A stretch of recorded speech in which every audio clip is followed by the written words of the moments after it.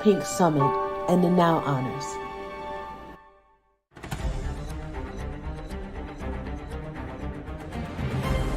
Has moved to the downtown Las Vegas area and the famous Fremont district, bringing the most brilliant and talented women in the world.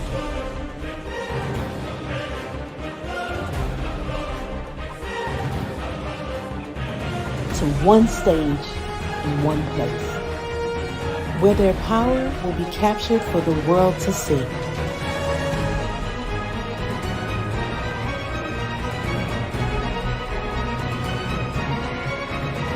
And it is hosted by the one and only Teresa Tigo Giles.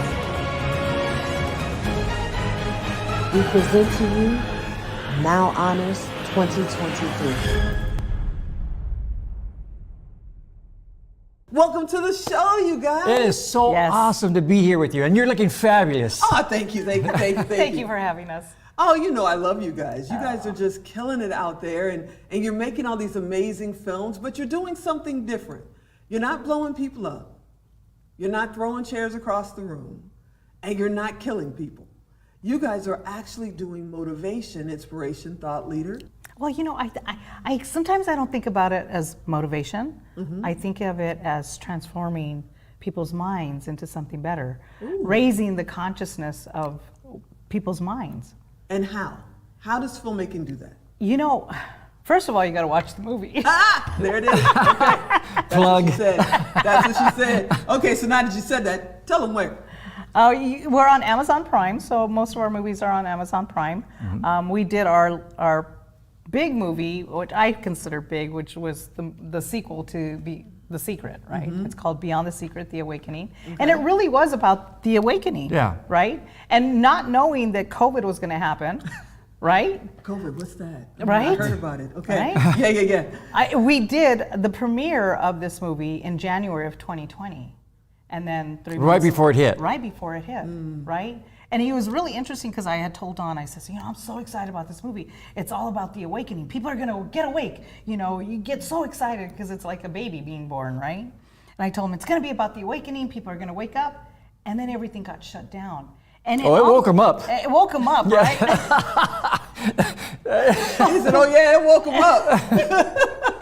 But you know, it was really interesting for me anyway. I thought, oh my God, it's gonna put people back to sleep. People aren't gonna get it, right? But they actually did. But they actually did, because I think it allowed people to really go into a quiet place for themselves. Right? Yeah, and listen. Because the noise stopped outside. Yeah. Right. So you were forced to kind of listen to what's going on in your world, in your mind, and where you're missing stuff, you know, because it wasn't, well, I'll get to it tomorrow. We were all worried that there might not be a tomorrow. So right. It's like we started doing stuff now, and that's amazing. So you guys have done 17 films? 17 films. We have 3 in production right now. So yeah, we're having a lot of fun. Yeah. Okay, so you have 3 in production right now, 17 films. How long in this time span? When did you start doing film? We launched our first film in 2007. Mm-hmm. It's 2023. Right. You've done 17 films since 2007? Yes. I got to talk to Alan. We're way behind. What's going on here? Okay, so you've done 17 films. You got 3 in production. Right. Mm-hmm. What is your process of deciding your topic of your next project? How do you decide that? Yeah, you know that's a good one. Yeah, that's a good one. Really, we're inspired and kind of directed from a higher power, whatever you want to put, you know, onto that. But our films are really designed because we felt intuitively this is the time to do this setting, to do this film. So like in 2019, when we got the idea about doing Beyond the Secret, The Awakening, I wanted to find out, it's been 17 years since the original Secret with Rhonda Burns came out, what are the thought leaders doing today? How are people being affected from that movie? Because it had a huge impact around the world, right? It did. Mm-hmm. And so that was the inspiration we started with. And you know, as a producer yourself, that when you start a project, it never ends up the same project that you started with. Of course it does.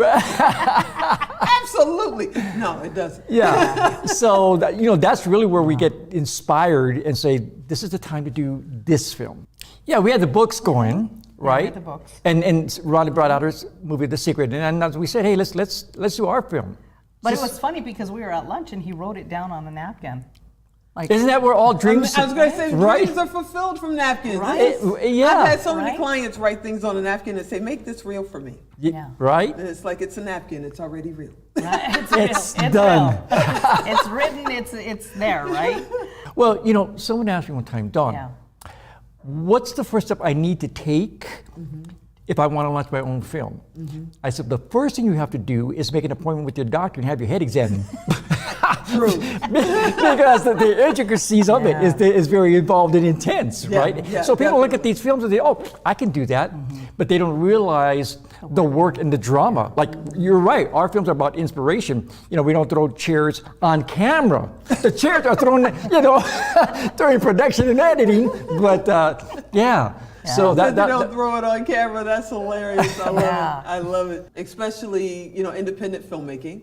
You make the film, you put it into festivals or something, you hope it gets picked up, you pitch it somewhere, and if it doesn't, you go on to the next film. And it ends up being in your library. Maybe somebody will say, hey, what did you ever do with that? We'd love to air it. That's what the prayer is, right? Yes. We'd love to air it. Yeah. But for you, that's not the case. I mean, you do all that stuff too, I'm sure, and you just won another award. So, you just won another award, but for you, you're also taking your films and you're inspiring people. I mean, you got this goal of 5 million people. What is that? What are you talking about, 5 million people? That's like a whole planet or something. Right. What are you doing? But What are you doing? it's like I told you, it's really about changing the consciousness of people. Okay. We want to raise the consciousness of people to really get it that they can have more, be more, do more, and do whatever they want to do. Don't put yourself in a little box. You got to step out of that box sometimes. Yeah, and when you look about reaching and changing the lives of 5 million people, you start looking at platforms, right? So a lot of times people will say, hey, Don and Melinda, you guys done 17 films, you guys are in the film industry, right? And I said, well, not really. What we are is in the audience building awareness business, and we use films and books to create that audience. Right? I love this guy. Yeah. So He's good, huh? I got to go He's change good. my business cards. I'm not in television. This is what I do. Okay, never mind. Sorry. Yeah. I'll redo my brand after the interview. So when we start looking at those kind of numbers, you have to start now balancing it with what vehicle are you going to use to do that? Because you have to have a vehicle with the dream. Lots of people have dreams, right? Yeah. They just don't have a vehicle. Yeah. Right. So Exactly. if you Or they're afraid to get in the vehicle. or they're they afraid, have. yeah, Yes, exactly. yes. Or they're afraid of drivers more dangerously sit in the passenger seat. Right. So you have to have the proper vehicle. So when we created that vision to say we're going to reach 5 million people, right? And really, that's just a micro goal of ours. We really want to put a couple of zeros behind that. Ooh, We really do. okay. Yeah. So how does all this connect with Napoleon Hill? That's a great good question. So Napoleon Hill, of course, the foundation is an extraordinary foundation that they're doing a lot of things with Napoleon Hill's work. One of the things is it's very difficult to penetrate their wall of associations and collaborations. And so that had been something that we wanted to do for a long time. We just had never been able to successfully do it after many different attempts. So then, this is really a funny part, an interesting part. Don Green had come out with a new book, and I had contacted him. I said, hey, Don, I saw your book, and I love it, right? I said, what I'd like to do is I would like to promote it to my group. And then about 2 weeks later, I get an email, and he says, there's a guy by the name of David Ibarra. You need to meet him. Here's his number, his email. That was it. Like, this is a strange email, right? So I didn't know who he was, so I sent him an email. I said, hey, David, my name is Don Boyer. Meet your friends at Don Green. He gave me your number, said we should meet. He wrote me back and he said, hey, any friend of Don Green's is a friend of mine, so let's talk. So we got on talking. So we get on the Zoom call and we start collaborating. He started telling me that he is one of the largest licensees of the Napoleon Hill Foundation. Wow, that's great. So I said, well, why don't we meet in person? Zoom is good, but if you're going to look at collaboration eye to eye, this energy is the best, right? So we jumped on a plane, we go meet him, and he tells me, he says, I've always wanted to do a film with the Napoleon Hill Foundation. And I said, me too. I said, let me ask you something, David. I said, do you think that you could get our foot in the door to get them to agree to let us to do a film. He said, well, I'm the largest licensee holders of them. I think that we can. So he started talking to Don Green. We put up a plan of action. We told them what we were looking for the movie to be about. And they approved, but they didn't approve just that one film. They gave us a contract for 10 films. Hello, right? So you've done those 10, and that was No, part of we've the done 17. one. We have 9 that we still have to complete. So we have a contract sitting right now in our office with 9 more. We did the first one, and now we have 9 that we have to put into production. And so that's how that worked out, and it's been a really, really good experience with them. Yeah, That's because we amazing. were able to match our Congratulations. we were able to match our energies, and really it was the dream of Napoleon Hill, right? To continue his legacy of the power of thought and the 17 principles that he taught, and the Think and Grow Rich. So it was really a dream come true. By now, you guys have already been knighted and damed, or lady. How does this feeling, because you're about to go through this and become royalty for real, not just, Hollywood magic, but this is real magic. Royalty, how are you feeling about being knighted? I'll let you go first, love. We were talking about this the other night, and it's kind of like surreal, You do all this work, and we've been doing it for 20 years now, right? And just touching lives of people, is really what we really wanted to do, and what is happening, right? Mm-hmm. But most people will say, well, you guys, you just never gave up. No, you don't give up. When your vision is there, you just don't give up. Lots of opportunities, but we just didn't take them. Yeah, there you go. Lots of opportunities. Yeah, and lots it's of easier time to quit than to keep going a lot of times. And sometimes you have to step away to see the vision still, right? Mm-hmm. So getting nominated for the knighting was just like, okay, well, first of all, what does that mean? I'm so humbled. I'm just so humbled by it. Just having someone recognize the work that we've done. It's just we're like, have we really done all that? Yeah. Yeah, you're just you getting started. I mean, you got 9 more films to do Right. already, so Right. you're Yeah. just getting started. And how are you feeling about it, Well, sir? it's an area that was totally off of our radar screen. Yeah, for sure. Right? And what happens is you get so involved in your career, your work, and wanting to help people that you lose sight many times of everything else that's out there. So we were invited by Dr. Sir James Dentley to attend some people that we knew that were being knighted. And I had no idea what that was involved in. But when I saw that, I said, wow, this is real. Yeah, This is really real. Because the first one I saw was the first one you saw. Yeah. Right. It wakes you up, doesn't it? You talk about an awakening. Yeah, It sure for does. sure. But it still, at that point, never even came onto our radar screen that we would be nominated to be knighted. And then when Sir James called us and said, you guys are going to be nominated based on your work that you've done, we were so, like she said, humbled. We were just like so awed by that. It was like, wow, I would have never thought, but very thankful. Very thankful. So It we're still excited. brings tears to my eyes because That is so awesome. it's just Yeah. a humbling experience. I can't wait. Yeah. That's going to be so much fun. All right, so before I let you get out of here, I got to talk to each one of you and just get a little inside tip about her. Get a little inside tip about her. So everybody just sit right there.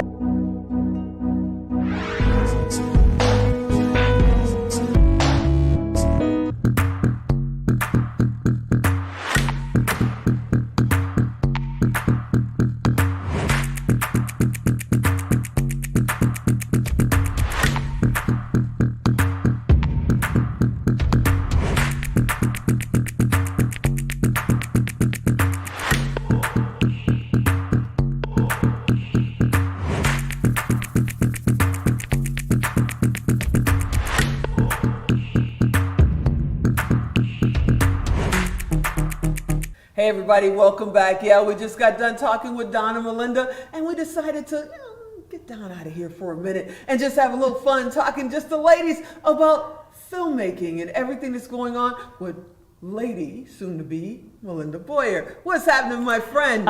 Thank you for having me. I'm so excited to be here with you. I'm so excited to have you here. There's not a lot of filmmakers out there. There's definitely not a lot of filmmakers doing what you are doing with your wonderful husband, Don. but you have a passion in your heart for women entrepreneurs, women in the business, women on stages. Why? Well, you know, I gotta say, you know, at one point in my life, I didn't even care for women, right? Okay. But it was a process that I had to go through for myself, because if you're not loving yourself, you can't love others, right? So I had to go down deep and find out what was the real root that was causing that for me, right? And sometimes I think as a woman, you become so stubborn. I mean, my mom was a stubborn woman. Yeah, mine too. You know, and I think it was the era. it must have been, right? Yeah. So at one point, I realized that I don't want to be like my mom. And I want to be somebody who cares, because I have a loving, caring heart for people. And if I could give anything off my back to them, I would. But you know, it's just, I think as a woman, you know, one of the things that I realized about my mom was that she lived her purpose through me. You know, in that era, right? When she passed, I realized, I said, you know, Mom, she goes, I love you and you're doing everything that you love to do. Just go save the world. And I'm like, save the world? What do you mean go save the world? She goes, because you're doing everything that I wanted to do. And then that's when I realized, oh my God, my mom lived her passion through me, right? And then, you know, it made me kind of go into writing a women's book with the entrepreneur and Women with Purpose, and really help women to understand we have so many tasks that we have to do, right? We take care of the husbands, the grandchildren, the children, the mothers, the mother-in-laws, the dads, you know, I mean, we want to take care of everybody, right? We want to take care of everybody, right? Yeah. But who's taking care of us? Us. But that always comes last, I was right? gonna say, we always leave ourselves last. You know, and I'm Latina, so you know, you serve everybody and then you serve yourself. Yeah. And if there's nothing left over, you eat whatever's at the end of the pan, right? Right. But I want to help women understand, take care of you first. As a woman or as a young girl, right? You take care of everybody else but yourself. But no. You know, I had an aunt tell me, oh my God, Melinda, you're so selfish. And I was like, no, I'm not selfish. I'm taking care of myself. How can I not be good for myself and still take care of everybody? Wow. So the new film that you're working on, that we're going to have hopefully next year in 2024, this new women's film, you've been thinking about it, planning it for quite some time. Is that why you're doing it? So you can teach them and share how they're taking care of themselves? Yeah. Is that what it's about? And you know, and we talked about this, you know, we had a long talk about this. And you know, am I going to go in the direction and really go for the women who are at the top and how they got there? Or am I going to go into a beyond and looking at reflections of women? Because when we look in the mirror, are we really looking at who we truly are? Or are we looking at somebody who is completely different? Yeah, it's a facade. Or looking at somebody who we want to be, right? So there's that double edge, right? And I really want to help women find who they are. You know, be your power. Be who you are dreaming you can be, because you can go out there and be who you are. But sometimes we have to stop listening to everybody else, who everybody else expects us to be or do or have, or you know, and get out there and just be who you truly are. You know, be true to yourself. So let me ask you, because you have been knighted by the time this airs, you've been knighted. You are now Lady Melinda Boyer, right? You know, but before all of that, you carry a lot of power. Whether you know it or not, you carry a lot of power. When I say, oh, you're going to be on the show, or I saw you at so-and-so and so, the people in our world go, I love them, they're amazing, I love her. You guys have this identity together, you and Don, but you have your own separate identity. Do you know you have that power? And are you comfortable in it? Oh, that's a good question. You know, I think I've always carried a certain aura, right? It's humbling for me because I don't see myself as this big, powerful woman.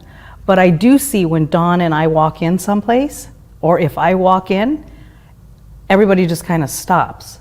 There's like a, So I know that there's that power there, but I just try to be true to myself and who I am and that loving, caring person. But you're so approachable and you're so one of us every time. You know, I've never seen you kind of do the, I'll talk to you later kind of a thing. And I want to tell you how much I appreciate you. Oh, I want to thank you so much for hanging out with me. You are absolutely amazing. thank you so much for having me. Awesome. Okay, you guys don't go anywhere because we're going to switch chairs up a little bit because Don's in the house and we want to get the guy's perspective, I think. So sit right there. We'll be right back.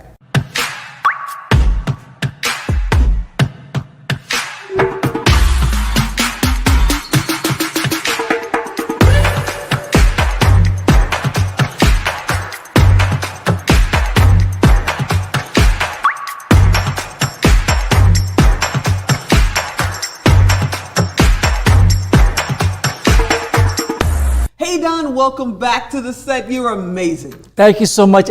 I cannot explain and even sure how excited I am to be with you. You know, I had the privilege of meeting you last year, right around the time the knighting was happening then, and I came up to you because you were just dapper. When you guys clean up, woo, I said, look at him. He is clean as I don't know what. This year, you're actually being knighted.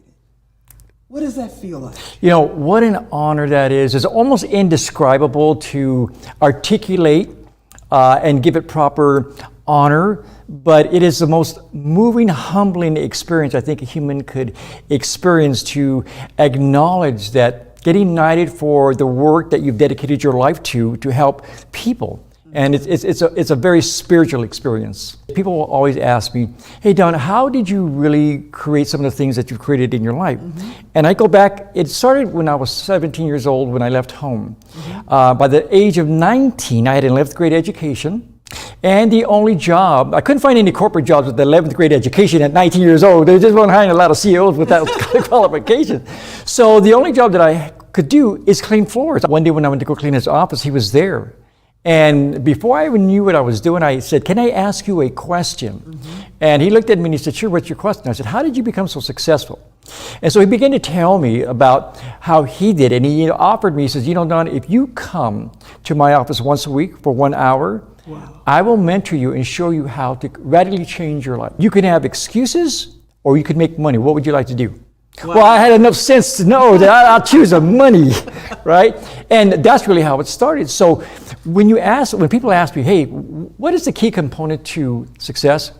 Go back and find a mentor because they will take you under your wing and help you. If you are teachable, and they will help, they won't do it for you, but they will help you create anything that you want in your life. So that's what the book is all about. That's amazing. And of course, you know, mentorship's important to me. You know, I think it should be important to everybody. Right. And it's not necessary that you have to find that millionaire mentor. No. You just need to get somebody who's an expert in the trail that you're on, I feel, right, in my opinion, because it'll make it a little bit easier. So you feel the same way. The mentorship is extremely important, right? Right. And the great thing about this is that they don't even have to be live. They have books. They've got videos, they've got courses, right? So even if you never met them, even if you don't know them, even if they passed on, their legacy of their work is still in print today. You can be mentored by their book because here's the interesting thing about it. Their energy is still in their work. Yes. And a great example of that is a good friend of yours that has passed on recently. It's been a little over a year, Bob Proctor. Right. You know, his work is out there. If you guys don't know who Bob Proctor is, one, shame on you. Two, go look it up. Okay, so how did you get connected with Bob Proctor? Because I've heard you speak a couple of times now, and every time you mention him. So I know he's a major importance to you. Yeah, Bob Proctor was an extraordinary human being. You know, not only from his knowledge, but as a person himself. And that was when me and Melinda decided at the end of 2006, beginning of 2007, let's do a film. And she said, well, what about? I said, I don't know, but we'll figure it out. Right? I love it. I love it. We'll figure it out. So once we wrote it down on a napkin, I said, you know, I want some of the key players from The Secret Bob, in order for him to get to your event, if he even wanted to go, it was $100,000, and he was 2 years booked in advance, right? Everyone told me, Don, it'd be impossible to get Bob Proctor into your film. And I talked to Gina Hayden, which was his executive person that worked with him, and I said, I'm doing this film, and I'd like Bob to be in it. She says, well, let me talk to Bob about that. I'll get back to you, right? And about a day later, she called me, she said, I talked to Bob, and he said, he'll do it, right? And I said, wow, this is amazing. And she says, where does he need to film at? I said, anywhere he wants. When he walked into the building, you could feel his presence. You can feel his aurora. And when we were getting all set up with the mics and everything, he says, you know why I'm here, right? And I said, well, yeah, I think Gina Hayden asked you. He said, no. He said, I was across the world doing a seminar when Gina called me and just said this simple words, you're doing a film for Don Boyer and you need to fly over to where he's at in Arizona. He said, it was the energy and the frequency and the vibration that made me say yes. Oh my goodness. That's really the secret behind things, is if you get your energy and your frequency right, miracles will happen, doors will open up, and assuming the impossible becomes possible now. You and Melinda have an amazing mastermind. It's based off of Andrew Carnegie. And you know, Andrew Carnegie really taught Napoleon Hill about the mastermind group. At that time was the wealthiest man in the world, Andrew Carnegie, and his mastermind formula. Let's create that. Let's get great minds together, because great mind is an awakened mind. Right? And we are byproducts of the people that we surround ourselves. Let's invite professionals in every field to gather together, to collaborate. Let's get out of the world of competition, where we work together now so we can accumulate more and do more and help more people. And that's really what it's all about. So you can go to carnegieprinciple.com, and we would love for you to be part of our mastermind group so that we can help you together, collaboratively, reach all of your dreams.